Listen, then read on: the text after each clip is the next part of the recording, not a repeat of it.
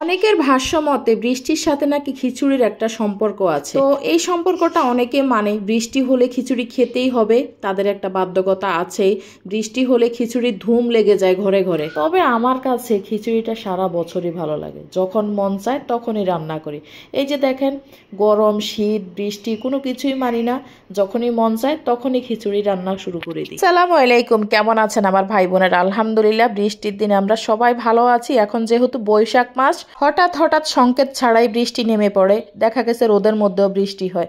যাই হোক, যেহেতু বৈশাখ মাস, বৃষ্টি হবে এখন। বৃষ্টির দিনে এখন সবাই বেশি বেশি করে খিচুড়ি খাচ্ছে। তো বৃষ্টি নামলেই ঘরে ঘরে খিচুড়ি রান্নার ধুম পড়ে যায়। আমি বৃষ্টি ছাড়াই খিচুড়ি করলাম। আজকে আমি খিচুড়ি রেসিপি নিয়ে আপনাদের সামনে হাজির হলাম। আজকে আমি 3 ধরনের চাল দিয়ে খিচুড়ি রান্না করতেছি। আমরা যে ভাত খাই সে ভাতের চাল দিয়ে, নাজিসের চাউল অবশ্যই আপনারা সবাই চেনেন, আর হচ্ছে পোলাও চাল, 3 ধরনের চাউল দিয়ে তারপরে আমি আজকের খিচুড়িটা করতেছি। আর সাথে দিয়েছি দেশি মুরগির যে কলিজা গিলা কিছু হাড় ছিল, সেগুলো ধুয়ে পরিষ্কার করে খিচুড়ির সাথে দিয়ে দিলাম। আজকের খিচুড়িটা আমার পছন্দের রান্না করলাম, যেহেতু আমি নরম খিচুড়ি খেতে পছন্দ করি।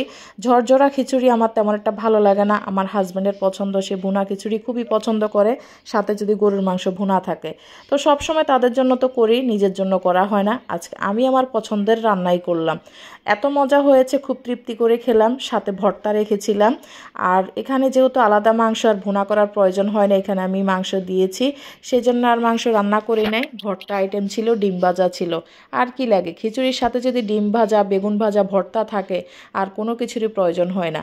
তো সেটাই রেখেছিলাম। বেগুন ভাজা ছিল না, বেগুন আসলে বাসায় ছিল না, সেজন্য বেগুন ভাজাটা করতে পারিনি। আপনারা কারা কারা আমার মতো নরম খিচুড়ি পছন্দ করেন অবশ্যই কমেন্টে জানিয়ে যাবেন। আমার সাথে সাথে আমার বড় ছেলেও নরম খিচুড়ি খুবই পছন্দ করে, আর খুবই পছন্দের একটা খাবার।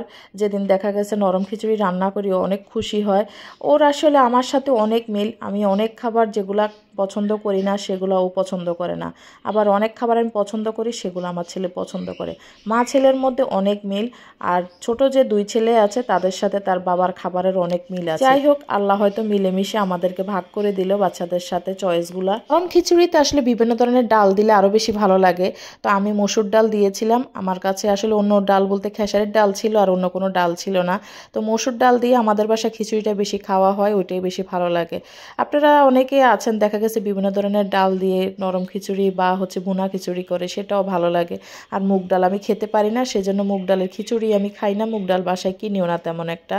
আর এখানে দেখিয়ে দিচ্ছি আমি, দেখেন আমার খিচুড়ির কালারটা কত সুন্দর আসছে। ভুনা খিচুড়ি যেমন গরম গরম খেতে ভালো লাগে, নরম খিচুড়ির ক্ষেত্রে উল্টা, নরম খিচুড়ি ঠান্ডা হলে খেতে আরো বেশি ভালো লাগে। ভর্তা আইটেমটা দেখাতে পারি নাই, সময় খুব সীমিত ছিল, সেই জন্য আর ভর্তা রেসিপি করেছিলাম, সেটা অন্য সময় না হয় আপনাদের সাথে শেয়ার করব।